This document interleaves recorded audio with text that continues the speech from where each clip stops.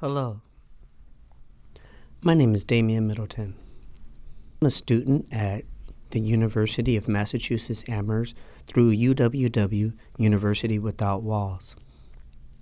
I decided to take this project, Attack on DEI, Western Mass and Beyond, as my assignment for digital cinematography and documentary making because I have a personal history with the topic. It started one evening in my living room. I was trying to find something intelligent to watch when I came across a title on television. President Trump signs executive orders. As I watched further, I read titles about dismantling all DEI programs and stripping funding for any job related to chief or executive director or DEI services. In national news, a key promise Donald Trump made on the campaign trail was to dismantle diversity, equity, and inclusion programs. National correspondent Kayla Gaskins joins us from Washington with a look at what's been done on this issue as Trump marks 100 days in office. President Trump wasted no time shutting down federal DEI programs. The first item that President Trump is signing is the rescission of 78 Biden-era executive actions. On day one, just hours after taking the oath of office, Trump signed an executive order eliminating all Biden-era DEI programs from the federal government. The following day, Trump directed the Office of Personnel Management to notify the heads of agencies and departments to close all DEI offices. He also signed another executive order ending DEI hiring at the FAA. The first thing that came to my mind was my friends who actually have those titles. I actually have personal friends that are DEI directors at UMass and in other places. So I thought about their well-being at that moment.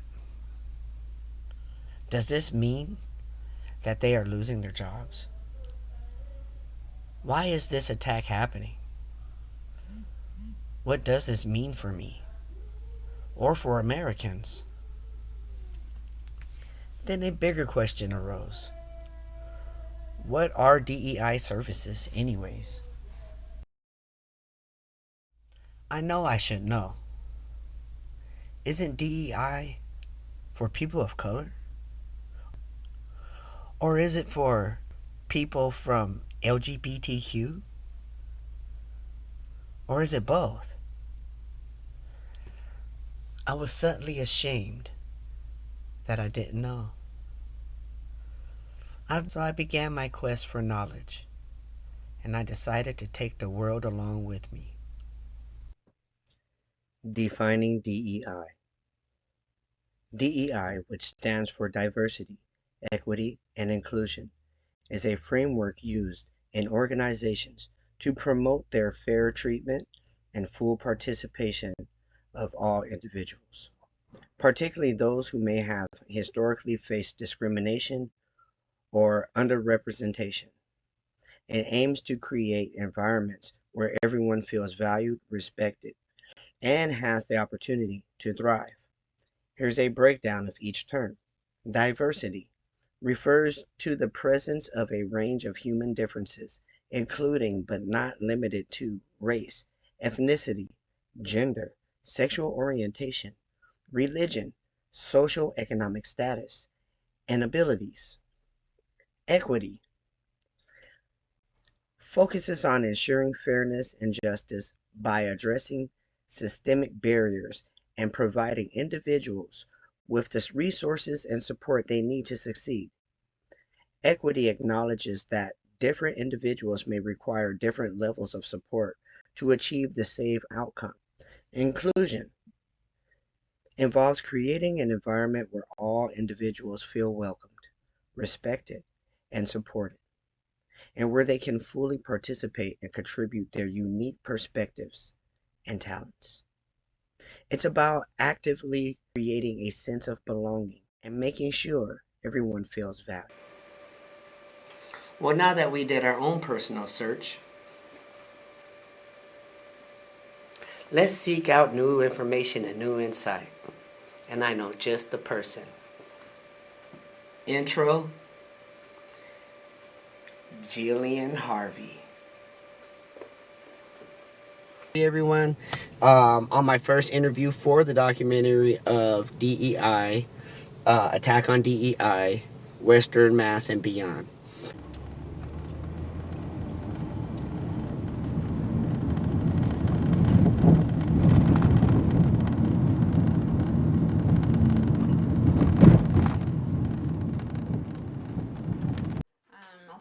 I'll start by sharing a bit about, my background and how I ended up doing this. So I went to UMass Amherst as well for undergrad, and I was studying anthropology and classics. I really wanted to be an archaeologist, but as we can see, that is not the case. But during my time at UMass, I really fell in love with people and culture and learning about people. And at the same time, I also was a student leader. I joined the Black Student Union. I was, by the time I graduated, I think vice president for 2 years for that organization. I also was the secretary of diversity for the Student Government Association. So early on, I really found a passion for advocating for people, for students of color, for different needs. And I carried that on, with me. That's always, it wasn't my focus when I left school, but it definitely was something that I tried to root all of my work in. Yeah, so DEI is an acronym. It stands for diversity, equity, and inclusion, which are 3 words that seem to be really hot right now. Well, they've gone through that phase, actually. They're hot, everyone wants them, and now they're being weaponized. But who is it for? It's really for everyone. So to give you an idea of what the terms mean, I think we hear DEI, DEI, DEI, but no one's actually defining what it is they're talking about. And so that's one of the things as a DEI practitioner that we always try to do is explain to people what it is we're talking about. So when we talk about diversity, we're talking about representation. We're talking about people's identities. When you think about demographic categories, all of that is what makes up diversity. So whether it's religion, sex, race, veteran status, economic status, education level, like all of that counts as diversity. And so everyone has an aspect of their identity. You're not just one thing. With that as well, typically when you're talking about diversity, it's something that can be measured or tracked. So thinking about those types of categories. When you talk about inclusion, you're talking about having folks who historically haven't been a part of planning, haven't been a part of decision making, being invited into that space and having a voice and having a say. And so, there's always that. I'll give you a little analogy after, but inclusion is just bringing in folks who've always been excluded and giving them that opportunity to be heard.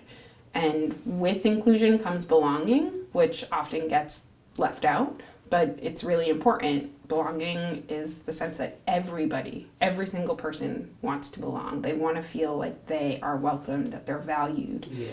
And so those two go together because belonging doesn't just happen.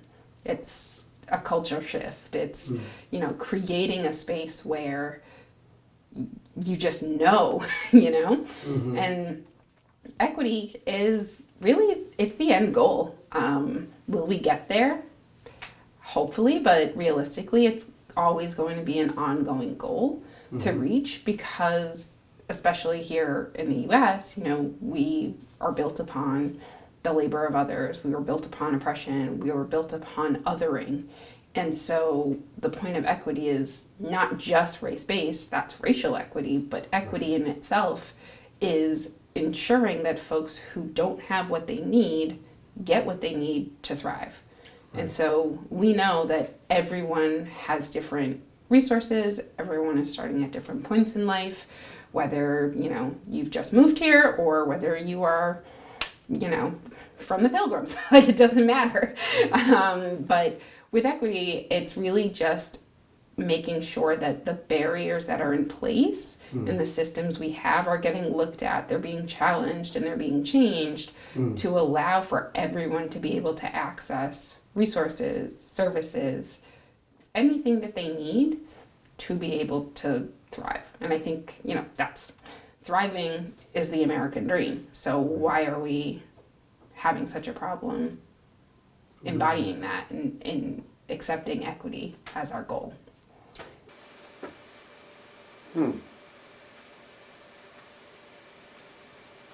So there you have it. DEI is for everyone.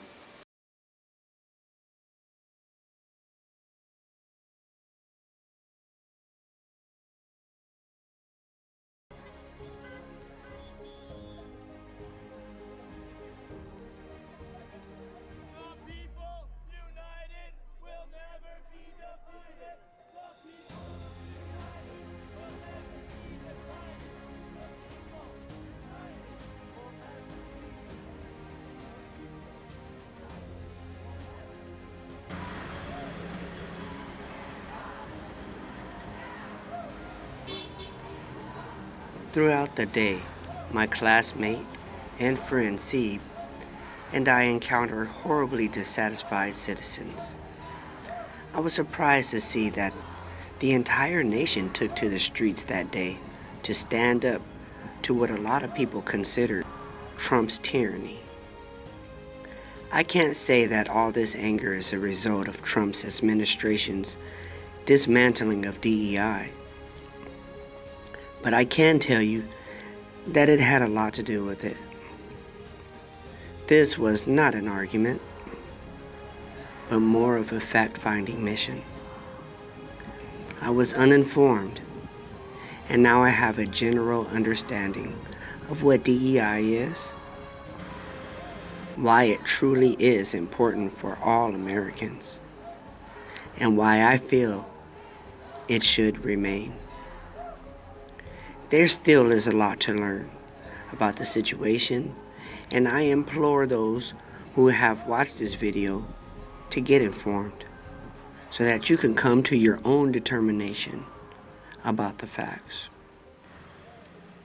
I want to thank you for taking the time to embark on this journey with me. And before I leave you, I would like to leave you with a bit of advice and a little bit of wisdom from our good friend, Jillian Harvey.